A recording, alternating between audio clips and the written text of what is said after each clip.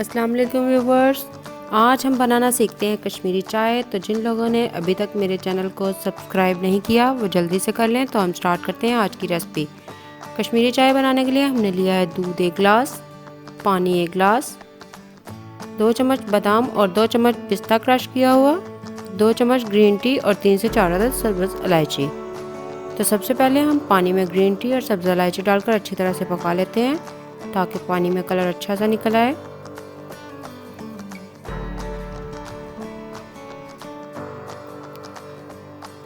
Green tea का colour बहुत अच्छा निकला है। अब हम इस कैवो को छान लेते हैं। अब हम पैन में दूध डालकर बॉईल करते हैं और साथ ही थोड़ा सा बादाम और पिस्ता क्रश किया हुआ डाल देते हैं। इससे चाय का टेस्ट और भी अच्छा हो जाएगा। अब हम इसमें कावा ऐड करते हैं और बॉईल आने तक पकाते हैं। आप देख सकते हैं कि हमारी कश्मीरी चाय तैयार है। अल्लाह हाफ़िज़।